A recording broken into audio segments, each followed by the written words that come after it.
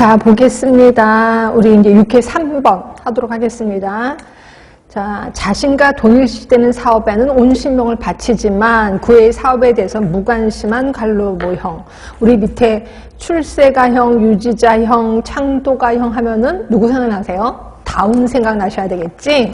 다운은 크게 다섯 개 유형, 성격 유형을 제시했는데요. 하나가 이제 출세형입니다.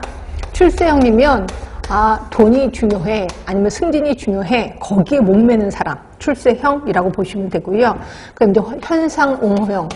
현상옹호형은 여기까지만 온 것만으로도 난 다행이야. 난 지금을 즐겨. 이런 사람이 현상옹호형이라고 하는 거고, 그 다음은 제가 순서대로 좀 외우시라고 했거든요. 열성형.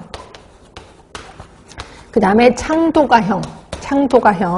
그 다음에 경세가형 있었고, 열성형은 비교적, 그러니까 예를 들어서 제가 이렇게 얘기했을 거예요. 나는 우리 보건행정과에 내가 보건행정과에 충성을 하는 거야.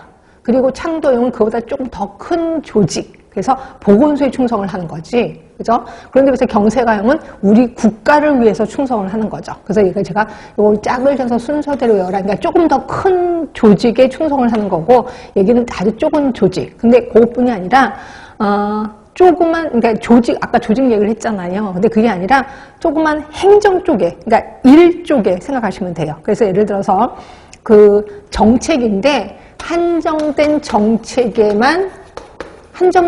대해서 열심히 일해. 근데 요거 말고는 별 신경 안 써. 그러니까 나는 그 일만 하는 거야. 나머지 일은 남을 하라 하는 거죠. 그런데 그래서 창도형은 요것보다 조금 더 큰 정책이야. 그래서 이걸 광범위한 정책이라고 하거든요.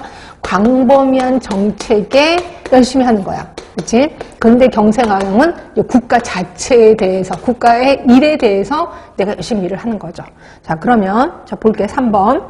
자신과 동일시되는 사업에만 온 신명을 바치지만 그의 사업에 대해서 무관심하대요. 그럼 이거는 한정된 거예요? 광범위한 거예요? 한정된 거지? 그래서 답은 3번, 열성가형이라고 보시면 될 것 같고요. 자, 4번입니다. 우리 평가에는, 이렇게도 나누나 봐. 내부평가, 외부평가. 그치? 내부평가는 조직 안에 있는 사람이 평가하는 거. 외부평가는 조직 바깥에 있는 사람이 평가하는 거. 그럼 내부평가는 약간 현실적이겠구나. 손은 안으로, 팔은 안으로 굽는다고 웬만한 건 봐주겠구나. 근데 보다 더 객관적인 건 외부평가겠구나라는 걸 좀 감이 잡히실 거예요. 일단 1번 보시면 중립적인 입장이 강조될 때는 틀렸지. 내부가 아니라 외부평가가 선호되는 거죠. 중립적인 입장이니까. 두 번째입니다. 외부 전문가를 고지식하고 현실감이 없는 것으로 판단해서 외부 전문가가 고지식하고 현실감이 없대. 그래서 외부 평가를 더 선호한다고? 아니지. 내부 평가를 더 선호하는 거지.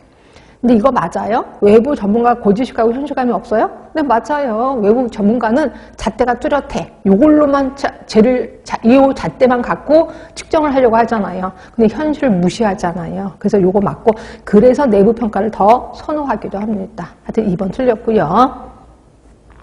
3번, 평가의 적절성 확보를 위해서는 외부 평가가 더 선호된다.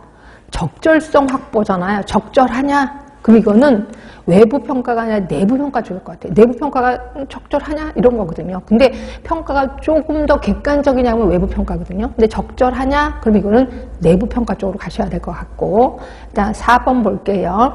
외부인은 대안을 마련하는데 현실의 제약을 넘어 자율적으로 할 가능성이. 그치. 외부인은 이거를 평가를 했어. 그럼 대안이 뭔데요? 그러면 현실의 제약을 넘어서 자율적으로 할 가능성이 높은 게 외부인이야. 근데 내부인은 현실의 제약을 받게 되겠죠. 결국 답은 4번이네요. 4번. 자, 5번입니다. 자, 전문화의 원리. 우리 그 조직의 원리 중에 전문화의 원리만 항상 뭐가 있었는데, 전문화 및 분업의 원리. 분업의 원리도 같이 머릿속에 떠오르셔야 돼. 그러면 단점에 해당되는 거. 업무 수행이 능률적이다. 괜찮지 않아요? 정형화된 업무에 흥미를 갖게 된다고? 아니지. 전문화 분업이면 맨날 같은 일을 하잖아. 그럼 정형화된 업무에 흥미를 갖지 않게 되는 단점도 있죠. 이건 아니에요. 전체를 보는 통찰력을 갖기 어렵다. 맞지? 내 일만 하다 보니까. 조정과 통합이 용이해진다고요? 아니요. 내 일만 최고야. 그러다 보니까 조정과 통합이 좀 힘들어지죠. 그래서 답은 가하고 2번이 답이 돼요. 자, 그다음 6번입니다. 우리 메이어의 호손 실험 기억하시나요? 첫 번째가 조명도 실험.